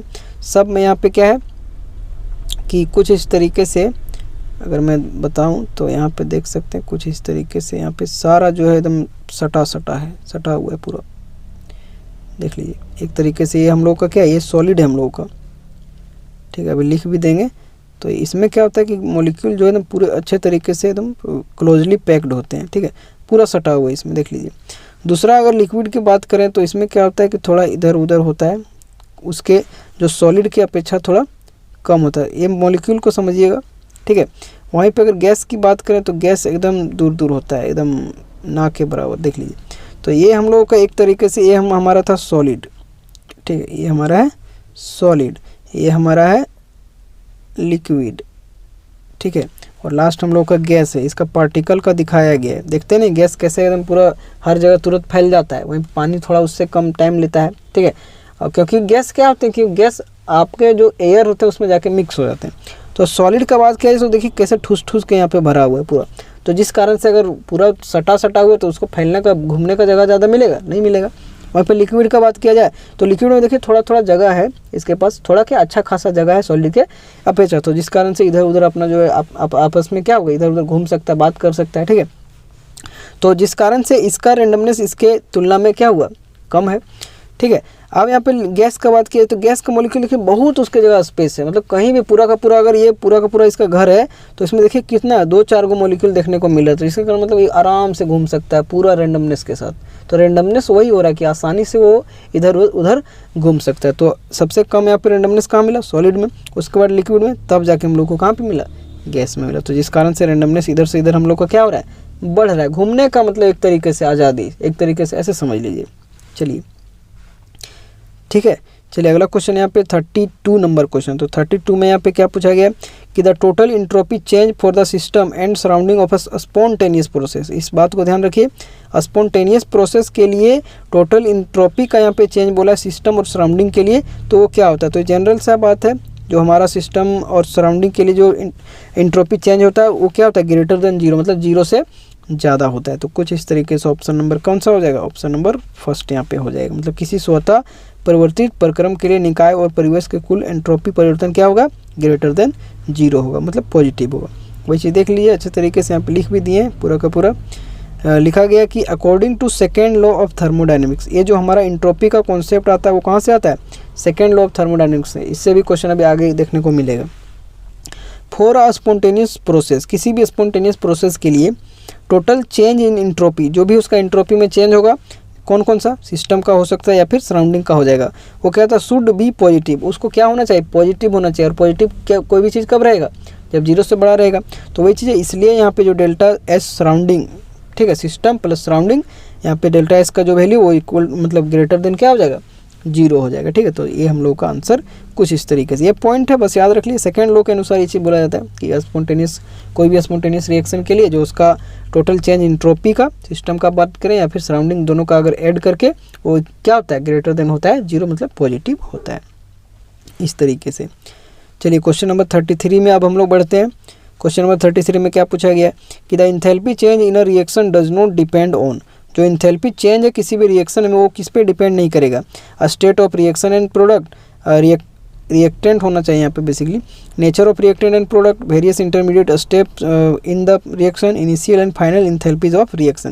तो यहाँ पे इंथैल्पी चेंज का बात किया गया तो स्टेट पे तो डिपेंड करेगा, ये तो हम लोग जान रहे हैं, ये तो हमारा आंसर नहीं होगा। तो यहाँ पे नोट वाला पूछा कि इनमें से कौन सा नहीं होगा। Nature of reactant and product, ये भी हो सकता है, नेचर अगर उसका कुछ भी अगर हम लोग चेंज देखने को मिलेगा तो उसमें इंट्रोपी जो हमारा इंथैल्पी चेंज है वो भी देखने को मिलेगा। अब यहाँ पे एक बात कर दिया various intermediate step in the reaction, तो इंटरमीडिएट स्टेप ऐसा तो हम लोग कहाँ पे पढ़ते हैं, ऑर्गेनिक में ही ज़्यादातर पढ़ते हैं, तो जिस कारण से यहाँ पे ये तो हम लोग को कुछ अजीब सा ऑप्शन लग रहा है। अगला है डी नंबर की initial and final enthalpies of reaction. तो इंथैल्पी का अगर चेंज का बात किया जाए तो उसमें तो इनिशियल और फाइनल ऑटोमेटिक आ जाएगा, तो जिस कारण से डी भी हमारा आंसर नहीं होगा। तो हम लोग का आंसर कौन सा हो जाएगा, ऑप्शन नंबर सी, जिस कारण से यहाँ पे आंसर हो जाएगा, क्योंकि उसके इंटरमीडिएट के स्टेप से कोई भी यहाँ पे रिएक्शन में चेंज देखने को नहीं मिलता इंथैल्पी का कोई भी। तो जिस कारण से किसी यहाँ पे पूछा है किसी क्रिया में इंथैल्पी परिवर्तन निर्भर करता है, तो हम लोग का सी नंबर यहाँ पे देख सकते हैं, सी नंबर राइट आंसर हो जाएगा। प्रतिक्रिया में विभिन्न मध्यवर्ती चरण, कोई भी इंटरमीडिएट वगैरह से रिलेट यहाँ पे कुछ भी नहीं होता, लेकिन यहाँ पे इनिशियल का बात किया जाए, उसका नेचर का बात किया जाए, और भी अगर उसके रिएक्टेंट और प्रोडक्ट का बात किया जाए तो उसमें अगर चेंज मिलेगा तो इंथैल्पी में कहीं ना कहीं चेंज देखने को मिलेगा। अब क्वेश्चन नंबर 34 में हम लोग चलते हैं। क्वेश्चन नंबर 34 में क्या पूछा गया कि if liquid A and B form an ideal solution, अगर लिक्विड ए है और लिक्विड बी है, इस क्वेश्चन को ज़्यादातर तो बेसिकली क्लास 12th का जो सॉल्यूशन चैप्टर है उसमें ज़्यादा यहाँ पे क्लियर देखने को मिलता है, लेकिन ठीक है इससे रिलेट कर रहा है क्योंकि यहाँ पे हम लोगों का इंट्रोपी इंथैल्पी सारा चीज़ तो हम लोग यहीं पे पढ़ते हैं, लेकिन जनरल ये चीज़ यहाँ पे आइडियल और नॉन आइडियल के बारे में वहाँ पे डिस्कस किया गया है, तो इसको हम लोग समझ लेते हैं बेसिकली। तो अगर वही पूछा है कि अगर लिक्विड ए और बी फॉर्म करता है आइडियल सॉल्यूशन, तो इनमें से क्या होगा कि इंट्रोपी मिक्सचर का जीरो होगा, फ्री एनर्जी मिक्सचर का जीरो होगा, या फिर फ्री एनर्जी के साथ साथ इंट्रोपी मिक्सचर का जीरो होगा, या फिर इंथैल्पी मिक्सचर का जीरो होगा। तो हम लोग ये चीज़ पढ़ें, हिंदी में थोड़ा एक बार पढ़ लेते हैं कि यदि तरल पदार्थ ए तथा बी एक आदर्श समाधान बनाते हैं तो क्या होगा, मिश्रण की इंट्रोपी शून्य होगा, मिश्रण की मुक्त ऊर्जा शून्य होगा, मुक्त ऊर्जा के साथ साथ मिश्रण की इंट्रोपी शून्य होगी, या फिर मिश्रण की इंथैल्पी शून्य होगी। तो एक चीज़ आप लोग जानते होंगे कि किसी भी आइडियल सॉल्यूशन की अगर जब भी हम लोग बात करेंगे, ठीक है, आइडियल सॉल्यूशन का जब भी यहाँ पे बात होगा तो इन चीज़ों को आप ध्यान रखिएगा।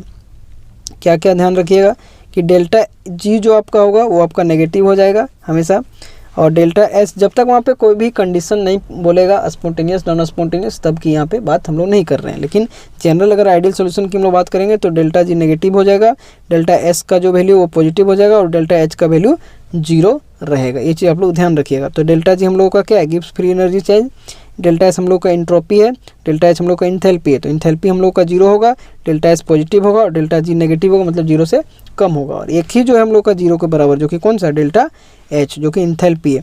तो हम लोग का इंथैल्पी का ऑप्शन कहाँ दिया गया, enthalpy of mixture is zero, तो जिस कारण से यहाँ पे हम लोग का आंसर कौन सा हो जाएगा, ऑप्शन नंबर डी हो जाएगा, क्योंकि इंट्रोपी जो फर्स्ट नंबर वाला ऑप्शन है तो इंट्रोपी तो जीरो हमारा होता नहीं है, इंट्रोपी कुछ इस तरीके से यहाँ पे क्या लिखा गया, पॉजिटिव होता मतलब जीरो से बड़ा होगा, तो जीरो के बराबर कौन सा होगा, सिर्फ और सिर्फ इंथैल्पी यहाँ पे होगा, मतलब ऑप्शन डी नंबर यहाँ पे इसका राइट आंसर हो जाएगा कुछ इस तरीके से।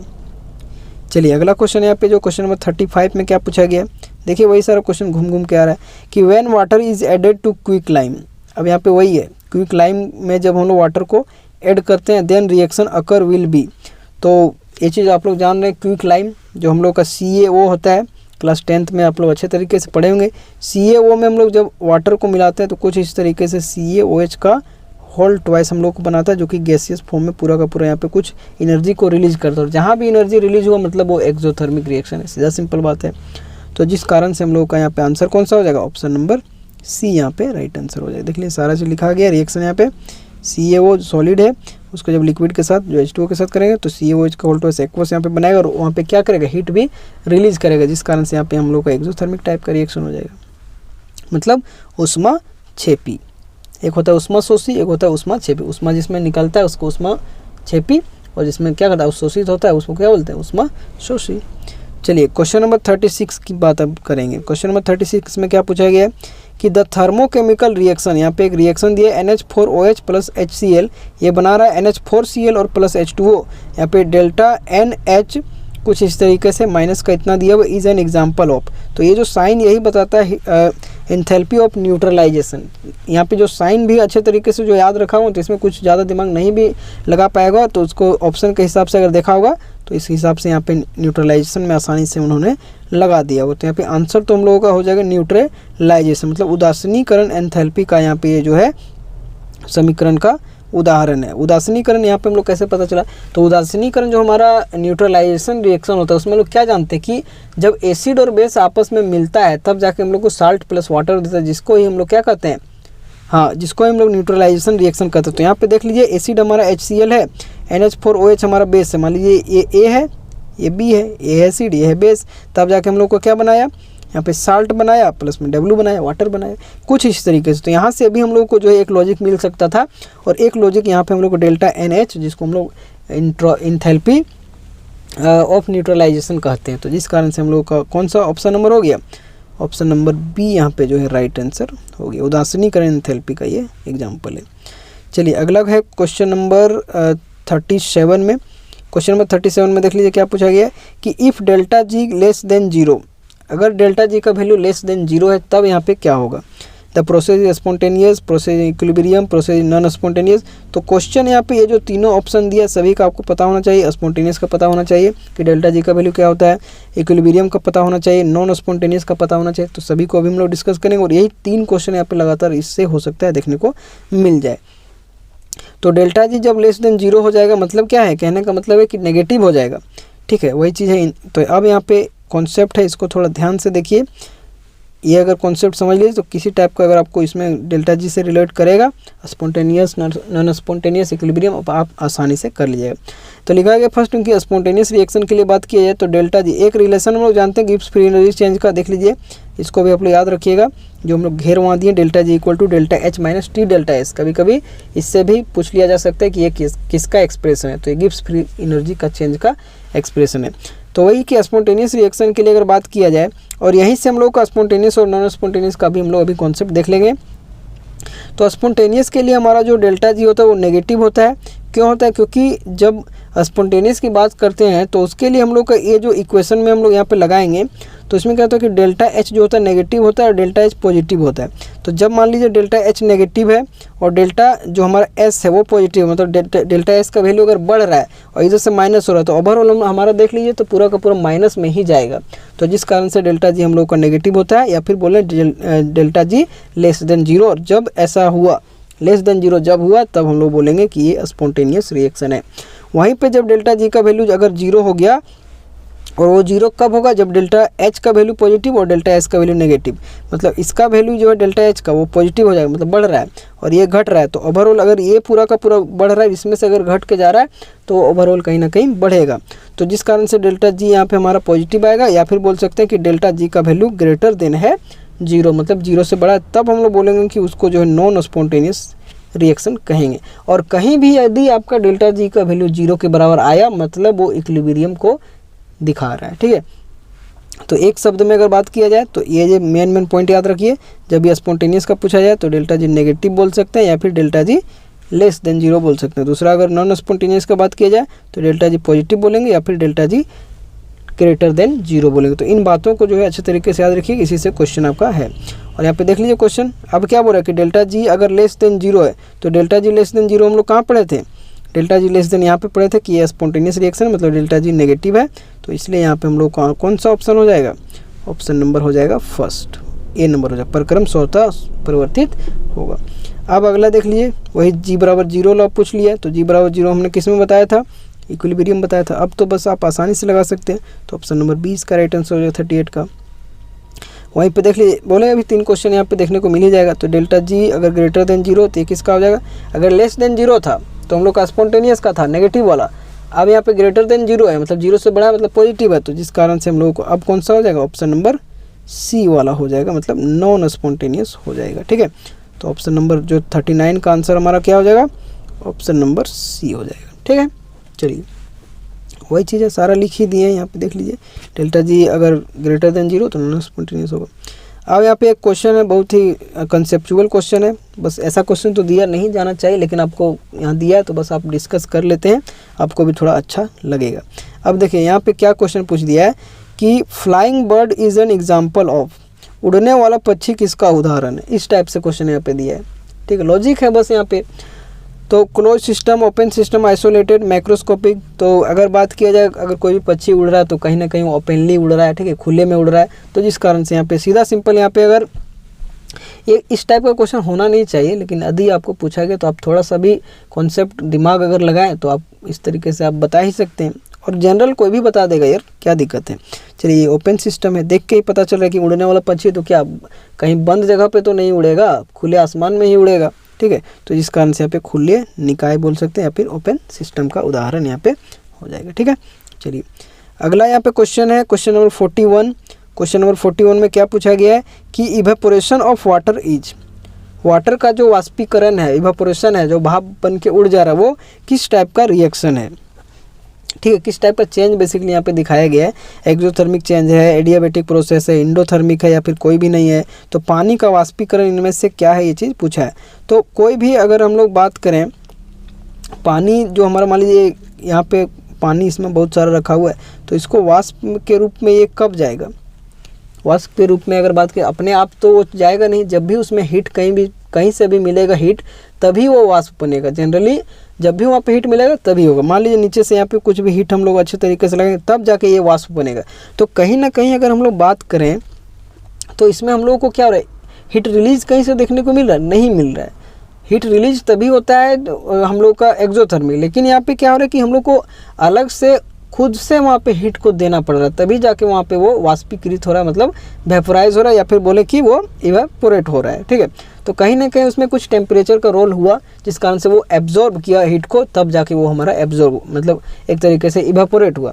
तो जब भी हम लोग जानते हैं कि एब्जॉर्ब अगर वो हीट कर रहा है तो उसको हम लोग कौन सा बोलते हैं, इंडोथर्मिक बोल रहे हैं। देख के तो अचानक अगर आप आसानी से बोलना चाहते हैं तो इवेपोरेशन अगर अचानक से आप सोचते हैं ना कि वाटर हम लोग का भाप में उड़ रहा है, मतलब वहाँ पे देख लीजिए उड़ रहा है, मतलब कुछ ना कुछ वहाँ पे निकल रहा है, एक्सोथर्मिक होना चाहिए, लेकिन ऐसा नहीं है। आखिर वाटर हम लोग का खुद से तो नहीं निकल जाएगा ना, मतलब इवेपोरेट हो जाएगा, उसके लिए कुछ तो हीट का जरूरत होगा। तो वहाँ पे क्या है, रिक्वायर्ड हो रहा है, तो जिसके कारण ही हम लोग का यहाँ पे आंसर जो है इंडोथर्मिक चेंज ये चला जाएगा। आदमी को लगता है कि एक्सोथर्मिक होगा, लेकिन वैसा नहीं है। उसके लिए हम लोग आखिर वहाँ पे कहाँ से हम लोग का जो इवेपोरेशन हो रहा है वो हो कैसे रहा है, हीट के प्रभाव के कारण ही हो रहा है, वो एब्जॉर्ब कर रहा है वाटर, वहाँ से भाप में उड़ जा रहा है, ठीक है, इस तरीके से। तो वही है कि इंडोथर्मिक रिएक्शन है बिकॉज हीट इज़ रिक्वायर्ड, क्योंकि यहाँ पे इवेपोरेट होने के लिए हीट का रिक्वायरमेंट देखने को मिल रहा है। चलिए फिर यहाँ पे 42 नंबर क्वेश्चन में कि in which of the following neutralisation reaction the heat of neutralisation will be highest. अब यहाँ पे सारा का सारा न्यूट्रलाइजेशन रिएक्शन का बात किया गया है। अब उसमें पूछा गया कि किन में हाईएस्ट यहाँ पे न्यूट्रलाइजेशन देखने को मिलेगा। तो हाईएस्ट अगर बात किया जाए न्यूट्रलाइजेशन, हम लोग जान रहे थे कि एसिड और बेस को जब हम लोग मिलाते हैं तो साल्ट प्लस वाटर बनता है। तो अगर हाईएस्ट का बात किया जाए तो अगर अच्छा एसिड और अच्छा बेस अगर लेंगे तभी हम लोग को अच्छा से हम लोग को साल्ट और वाटर मिलेगा। तो कहने का मतलब यही है कि अगर स्ट्रॉन्ग एसिड और स्ट्रॉन्ग बेस अगर हम लोग लेंगे तो कहीं ना कहीं उसमें हाईएस्ट जो है न्यूट्रलाइजेशन, हीट ऑफ न्यूट्रलाइजेशन देखने को मिलेगा। तो इनमें से अगर आप देखिएगा तो अच्छे से आप अगर निकालिएगा तो एसिड और ये बेस, यहाँ पे देख लीजिए बेस लोग का एसिटिक एसिड है बेसिकली। तो यहाँ पे अगर इनमें से जो भी ऑप्शन आप देखिएगा, ठीक है, तो इसमें से आप स्ट्रॉन्ग एसिड और बेस को अगर जब पहचानिएगा तो आप देखिएगा कि ऑप्शन सी नंबर वाला इनमें से अच्छा मैच खा रहा है, जिसमें से HCl स्ट्रॉन्ग एसिड है और KOH जो है वो कुछ इस तरीके से स्ट्रॉन्ग बेस है, ठीक है, पोटेशियम हाइड्रोक्साइड और एक आपका क्या है हाइड्रोक्लोरिक एसिड, ठीक है, HCl। तो जिस कारण से हम लोग का कौन सा ऑप्शन हो जाएगा, ऑप्शन नंबर सी हम लोग का राइट आंसर। मतलब यहाँ पे सीधा सिंपल है। अब अगर यहाँ पे ऑप्शन ना भी आपके एग्जामिनेशन में अगर रहता है, अगर कुछ दूसरा ऑप्शन रहता है तो आप सीधा सिंपल याद रख ली कि स्ट्रॉन्ग बेस को देखना और स्ट्रॉन्ग एसिड को, जिसमें स्ट्रॉन्ग बेस और स्ट्रॉन्ग एसिड है वही हम लोग का आंसर जाने वाला है, कुछ इस तरीके से। वही चीज़ है कि heat of neutralisation is highest for strong acid and strong base, ठीक है। चलिए क्वेश्चन नंबर 43 में क्या पूछा गया है कि हेसेस लॉ जो है कुछ इस तरीके से डील करता है। हेस लॉ क्या डील करता है, change in heat of reaction, rate of reaction, equilibrium constant, all of this. तो इक्विलिब्रियम कांस्टेंट ऐसा तो कुछ नहीं पढ़े, तो इक्विलिब्रियम चैप्टर में पढ़े। रेट ऑफ रिएक्शन ऐसा हम लोग यहाँ पे देखे नहीं कि रेट से वहाँ पे हेसेस लॉ से तो रेट वगैरह के बारे में कुछ नहीं देखते हैं। नाम ही क्या होता है कि Hess's law of constant heat summation, कहीं ना कहीं उसमें सम देखने को मिलता है, ठीक है। जो भी वहाँ पे हीट का चेंज देखने को मिलता है तो वहाँ पे समेशन उसका रहता है। तो जिस कारण से हम लोग को यहाँ पे सीधा सिंपल ऑप्शन के हिसाब से भी अगर हम लोग जाएंगे तो सीधा सिंपल हम लोग को देखने को मिल रहा है कि चेंज इन हीट जो है ऑफ रिएक्शन, यही हम लोग का हेस लॉ को दिखाएगा, ठीक है। चलिए, change in heat of reaction, यही आंसर हो गया। ऑप्शन नंबर कौन सा, ए नंबर लगा देते हैं। ऑप्शन नंबर ए जो है इसका राइट आंसर हो जाएगा। अभिक्रिया के ऊष्मा में परिवर्तन, हेस का नियम अभिक्रिया के ऊष्मा में परिवर्तन को क्या करता है, संबंधित, उसी से संबंधित है। अगला क्वेश्चन यहाँ पे देख सकते हैं, क्वेश्चन नंबर 44, जो कि यहाँ पे लॉ से रिलेटेड है कि which law of thermodynamics introduce the concept of entropy. अभी कुछ देर पहले मैंने बता ही दिया था वहाँ पे, तो क्या होगा आंसर इसका, बिल्कुल आंसर यहाँ पे आप लोग कमेंट में बताइएगा इसका। चलिए मैं ही बता देता हूँ, option number B, second law of thermodynamics. अभी हमने बताया था ना कि जो सेकेंड लॉ ऑफ थर्मोडायनेमिक्स होता है वही हम लोगों को जो है एंट्रोपी के बारे में उसका परिचय देता है। एंट्रोपी की अवधारणा का परिचय ऊष्मागतिकी के दूसरे नियम में हम लोगों को देखने को मिलता है। चलिए क्वेश्चन नंबर 45 में चलते हैं। क्वेश्चन नंबर 45 में क्या पूछा गया है कि during isothermal expansion of an ideal gas it's, isothermal expansion का यहाँ पे बात किया जा रहा है आइडियल गैस का, तो उसमें क्या होगा, enthalpy remains constant, enthalpy decreases, internal energy increases, internal energy decreases.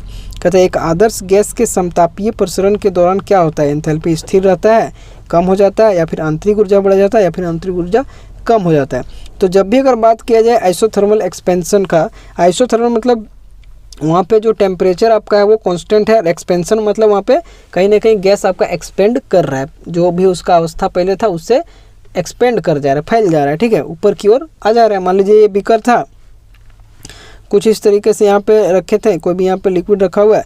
अब जैसे ही एक्सपेंशन का बात किया तो ये जो इसका मान लीजिए ये पिस्टन कुछ इस तरीके से, तो यहाँ पे क्या होता है, ये सरक जाता है यहाँ से, मतलब पहले यहाँ था तो ये कुछ इस तरीके से यहाँ पे जा रहा है, तो उसको हम लोग क्या बोलते हैं, एक्सपेंशन, वहाँ पे एक्सपेंड हो जा रहा है, ठीक है, कुछ इस तरीके से। तो वही बोला है कि आइसोथर्मल एक्सपेंशन आइडियल गैस के लिए जो है, तो अगर यहाँ पे हम लोग बात करें तो लिखा गया कि during isothermal expansion of an ideal gas delta T equal to 0, ये तो 0 रहेगा क्योंकि आइसोथर्मल पे बात हम लोग कर रहे हैं। वहीं पे अगर डेल्टा टी 0 है तो यहाँ पे डेल्टा ई का वैल्यू भी हमारा 0 होगा। कहाँ पे, आइसोथर्मल एक्सपेंशन, ये याद रख लेना है। वी नो दैट, हम लोग जानते हैं।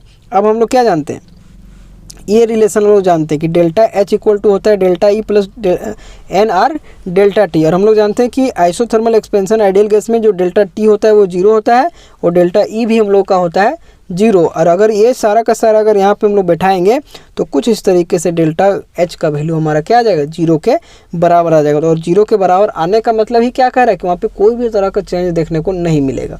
तो मेन पॉइंट आप लोगों को क्या रखना था यहाँ से, ये जो आइसोथर्मल एक्सपेंशन आइडियल गैस में हम लोग बात करते हैं तो डेल्टा टी का वैल्यू 0, ये चीज़ याद रखना है, डेल्टा ई का वैल्यू आपको 0 याद रखना है। अब यहाँ पे हम लोग ये रिलेशन जानते हैं, delta H equal to delta E plus n R delta T. अब जो भी वैल्यू जब बैठा है तो देखें कि डेल्टा एच हमारा 0 के बराबर हो गया, मतलब यहाँ पे वही है, एच को हम लोग इंथैल्पी बोलते हैं, तो सो इंथैल्पी रिमेन सेम, या फिर हम लोग इसको अनअफेक्टेड भी बोल सकते हो। तो जिस कारण से यहाँ पे कौन सा हो जाएगा, ऑप्शन नंबर ए हो जाएगा कि एंथैल्पी हम लोग का स्थिर रहता है, क्योंकि जब हम लोग उसका डेल्टा टी का वैल्यू 0 हो जाता है, डेल्टा जो हमारा क्या होता है ई का वैल्यू भी वहाँ पे 0 हो जाता है, ठीक है, कुछ इस तरीके से। चलिए अब यहाँ पे क्वेश्चन नंबर 46 में यहाँ पे हम लोग बात करेंगे। क्वेश्चन नंबर 46 में हमारा क्या पूछा गया है, तो क्वेश्चन नंबर 46 में हमारा पूछा गया है कुछ इस तरीके से कि a gas expand isothermally and reversibly. एक गैस है जो कि एक्सपेंड कर रहा है आइसोथर्मली और रिवर्सिबली।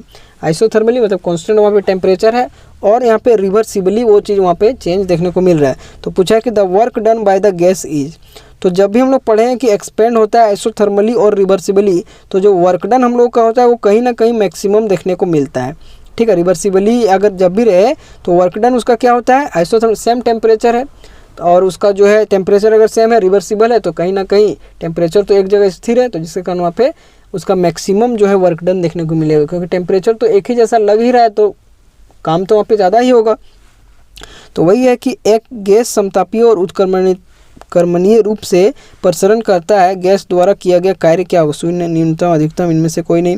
तो जैसा कि यहाँ पे बात है कि फॉर आइसोथर्मल और रिवर्सिबल एक्सपेंशन के लिए W का जो हम लोग का फॉर्मूला यहाँ पे जो एक्सप्रेशन जब निकालते हैं तो W हम लोग का क्या होता है, पीछे भी मैंने बताया था -2.303 nRT log V2 अपॉन में V1। ये हम लोग जानते हैं जब आइसोथर्मली और रिवर्सिबली एक्सपेंशन करता है तब। और जैसा कि यहाँ पे रिवर्सिबली का बात किया गया है तो रिवर्सिबल में जो हम लोगों का एक्सपेंशन है वो ज़्यादा देखने को मिलता है एज कम्पेयर टू किसके, इरिवर्सिबल। मतलब अगर इरिवर्सिबल रहता तो हम लोग को कहीं ना कहीं वर्क डन मिनिमम देखने को मिलता, क्योंकि W एक्सपेंशन जो वर्क डन एक्सपेंशन जो हमारा रिवर्सिबल का होता है उसी का ज़्यादा होता है एज कम्पेयर टू इरिवर्सिबल। तो जिसके कारण हम लोग का रिवर्सिबल यहाँ पे हुआ वो हम लोग का हो जाएगा मैक्सिमम, मतलब B नंबर। चलिए क्वेश्चन नंबर 47 की यहाँ पे बात करेंगे। क्वेश्चन नंबर 47 में क्या पूछा गया है, इसमें पूछा गया कि फॉर द गैसियस रिएक्शन, यहाँ पे एक रिएक्शन है, गैसियस रिएक्शन है, N2O4 ये भी गैसियस में है और NO2 ये भी हम लोग का गैसियस अवस्था में है। तो इसके लिए बोला है कि गैसियस रिएक्शन के लिए क्या होगा, डेल्टा H और डेल्टा U में यहाँ पे रिलेशन, गैस अभिक्रिया ये चीज़ यहाँ दिया, इसके लिए यहाँ पे क्या होगा इसे पूछा है। अब हम लोग जानते हैं कि डेल्टा H बराबर होता है डेल्टा U और या फिर इसको डेल्टा E, जो वहाँ पे मैंने शायद डेल्टा H के लिए बोला है लेकिन वहाँ पे आपका डेल्टा U हम लोग का, इसको हम लोग देखिए डेल्टा U को ही हम लोग जो है डेल्टा E भी कहते हैं, ठीक है। और लिख लीजिए, एंड तो अलग चीज़ हो जाएगा, डेल्टा U को हम लोग डेल्टा E कहेंगे, ठीक है। इसको आप लोग थोड़ा वहाँ पे ध्यान से देख लीजिएगा, शायद मैंने वहाँ पे थोड़ा उल्टा बोला है तो उसको आप लोग ध्यान रखिएगा। डेल्टा U और डेल्टा E जो है हम लोग का बराबर रहेगा। तो डेल्टा H यहाँ पे देख सकते हैं इक्वल टू होता है डेल्टा U और डेल्टा E और प्लस में डेल्टा NgRT। अब यहाँ पे ये रिएक्शन हम लोग का गैसियस है जिसमें से इधर 2 मोल है, इससे इसका 1 मोल है, तो डेल्टा NgRT जब निकालें तो इसका ओवरऑल 1 आया। मतलब अगर डेल्टा H बराबर लिखें तो डेल्टा E प्लस 1 इसमें बोल सकते हैं कुछ इस तरीके से, U प्लस 1 भी यहाँ पे रहेगा, कोई दिक्कत वाली बात नहीं। मतलब कहीं ना कहीं जो डेल्टा H का वैल्यू वो क्या हो रहा है, डेल्टा U से जो है आपका कहीं ना कहीं ग्रेटर है, मतलब ज़्यादा है। क्यों है, क्योंकि एक वहाँ पे और ऐड हो रहा है, डेल्टा E का वैल्यू जो भी उसमें से वहाँ पे ऐड ही हो रहा है, उसमें कम नहीं हो रहा है। तो जब ओवरऑल इसका जब एडिशन होगा तो डेल्टा H का वैल्यू ऑटोमेटिकली बढ़ जाएगा, मतलब डेल्टा H का वैल्यू ज़्यादा होगा डेल्टा U से। तो जहाँ भी ऑप्शन हम लोगों का मिलेगा डेल्टा H का वैल्यू डेल्टा U से ज़्यादा, तो ए नंबर में राइट हमारा हो जाएगा आंसर। क्वेश्चन नंबर 48 में क्या पूछा है, क्वेश्चन नंबर 48 में पूछा है कि the enthalpy of combustion, enthalpy combustion का पूछा है सबस्टांस का, कोई भी चीज़ को जब जला रहे हैं तो उसका इंथैल्पी क्या होगा, ऑलवेज पॉजिटिव, ऑलवेज नेगेटिव, मतलब जीरो, नन ऑफ दीज। तो जब भी कंबशन करें तो कहीं ना कहीं हीट जो है वहाँ पे रिलीज हो रहा है, तो रिलीज जब होगा तो उसकी इस टाइप का रिएक्शन हो जाएगा, एक्सोथर्मिक होगा। और एक्सोथर्मिक जब रहता है तो हम लोग का क्या हो जाता है, वही चीज़ है कि किसी पदार्थ के दहन की इंथैल्पी क्या होगा, ऋणात्मक, धनात्मक, शून्य या फिर इनमें से कोई नहीं। तो वही चीज़ लिखा भी गया है कि इन कंबसन रिएक्शन भी बोल सकते थे यहाँ पे, इन कंबसन एनर्जी रिलीजेस, जब कंबसन होता है तो एनर्जी क्या होता है, रिलीज करता है। सो इट इज़ एक्सोथर्मिक, जिसके कारण यहाँ पे हमारा एक्सोथर्मिक के अंतर्गत आ जाएगा। That's why delta H equal to negative, मतलब क्या हो रहा है वहाँ पे हीट रिलीज हो रहा है, मतलब वहाँ पे डेल्टा H नेगेटिव देखने को मिलेगा। तो जिस कारण से हम लोग को नेगेटिव जहाँ भी देखने को मिलेगा वही हम लोग का क्या हो जाएगा, राइट आंसर हो जाएगा। एक्सोथर्मिक अभी पीछे तो एक्सोथर्मिक इंडोथर्मिक बता ही दिया अच्छे तरीके से, ठीक है। तो option number B is the right answer. चलिए क्वेश्चन नंबर 49 की अगर हम लोग बात करेंगे तो क्वेश्चन नंबर 49 में क्या पूछा गया कि विच of the following has highest entropy, इनमें से जो भी यहाँ पे दिखाया गया तो वही इंट्रोपी। अब तो याद रख ही सकते हैं, सॉलिड का कम होगा, लिक्विड का उससे ज़्यादा होगा, गैस का सबसे ज़्यादा होगा। अब इसमें से क्लासीफाई कर लीजिए कि कौन सॉलिड है, कौन लिक्विड है, कौन गैस है, आसानी से बता दीजिएगा। वही कि निम्नलिखित में से किसका इंट्रोपी सबसे अधिक होता है, पानी, पारा, ग्रेफाइट, हाइड्रोजन। तो ये चीज़ बस बताना है। अब आप लोग देखें वाटर ये तो लिक्विड में है, मरकरी ये भी लिक्विड में पाया जाता है, ग्रेफाइट ये हमारा सॉलिड में पाया जाएगा, हाइड्रोजन हम लोग जानते हैं गैस होता है, और अभी हम लोग जानते हैं कि गैस का सबसे ज़्यादा होता है, जिस कारण से हम लोग को आंसर मिल जाएगा option number D is answer. इस तरीके से चलिए वही चीज़ हाइड्रोजन गैस हम लोग का होता है तो गैस का यहाँ पे एंट्रोपी सबसे ज़्यादा, क्योंकि रैंडमनेस उसका ज़्यादा होगा। अब यहाँ पे अगले क्वेश्चन की तरफ, क्वेश्चन नंबर 50 की तरफ बढ़ेंगे। देखिए यहाँ फिर से यहाँ पे इंटेंसिव पूछ ही दिया गया कि विच of the following is an intensive property, इनमें से इंटेंसिव प्रॉपर्टी कौन है। तो इंटेंसिव प्रॉपर्टी क्या होता है, मैटर पे उस पर उसका जो है डिपेंड नहीं करता है।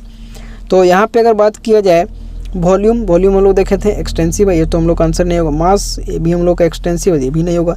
एनर्जी का जो भी टर्म बोले थे वो हम लोग का एक्सटेंसिव में आता, तो ये तो आंसर होगा नहीं।